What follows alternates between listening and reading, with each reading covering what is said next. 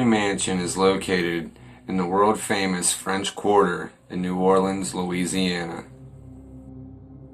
I'm going to start with a quick history, and then we'll get into the good stuff on all the craziness that happened here. In 1832, Delphine and Dr. Louis Lalaurie moved into the mansion. They were one of the richest couples in the French Quarter and were known for lavish parties.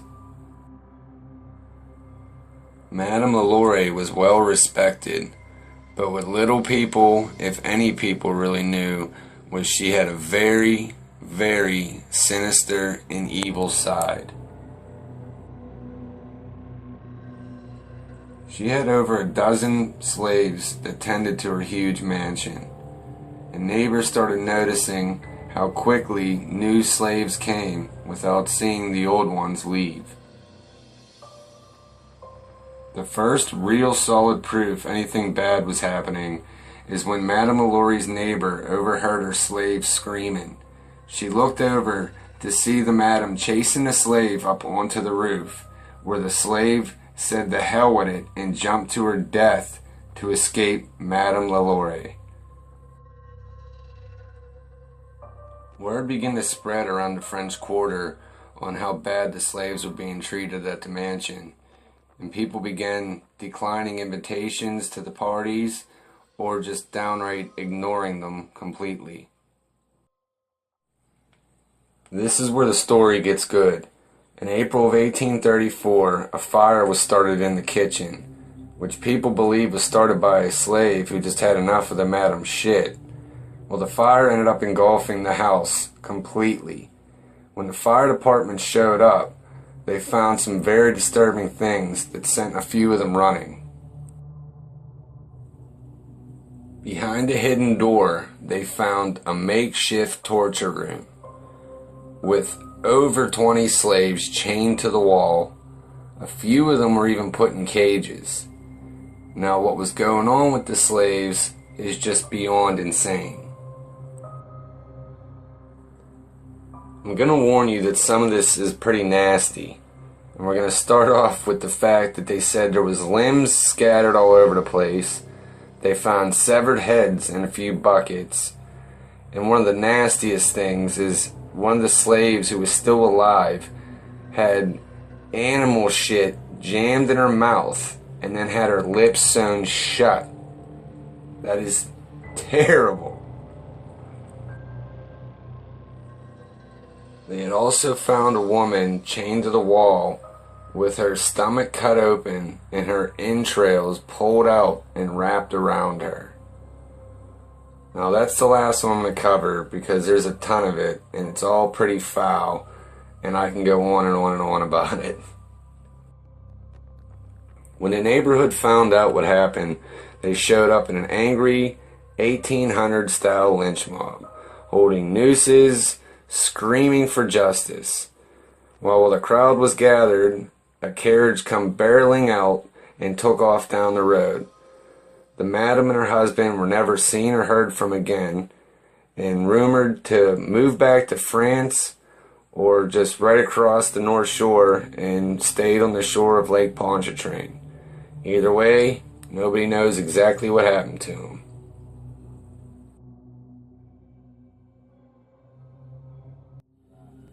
That was a very brief, quick history lesson on the mansion. So now we're going to go ahead and get into all the paranormal events that happened after all the brutality that went on in the place.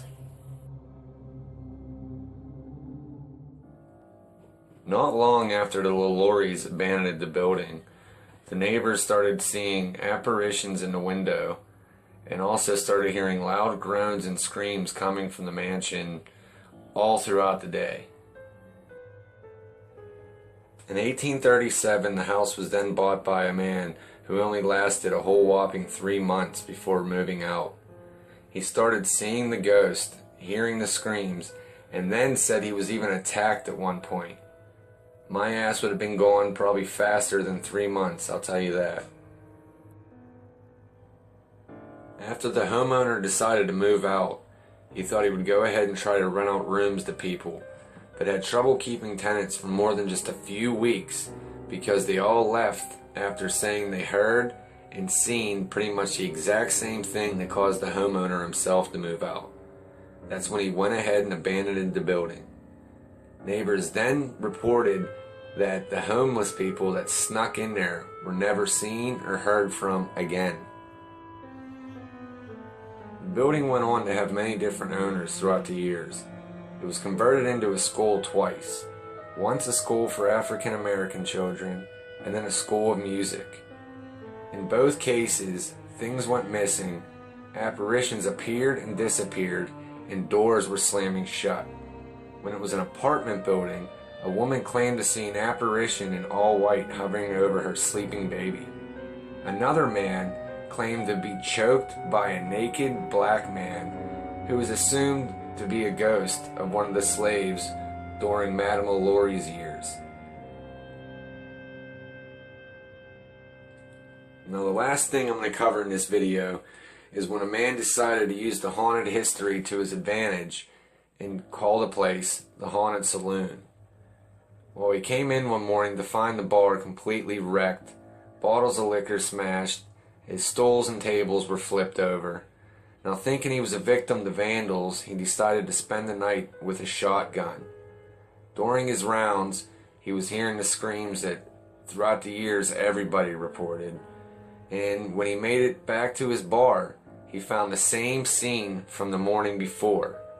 Now knowing nobody was able to get into the place, he realized the haunted history continued, and just like everybody else, he decided to pack up and leave. And one last thing, to the people that are thinking it is but aren't sure, yes, this is the building that Nicolas Cage did one time own, but unfortunately lost. What's up, everybody? I hope you enjoyed this video. Don't forget to like, share, subscribe, spread the word, all that good shit. Follow me on Twitter at big_Dems. And lastly, if you get the chance to, make sure you visit the beautiful city of New Orleans. There's a ton more haunted places, and I was lucky enough to go myself, and I highly recommend you do so. Until next time, peace.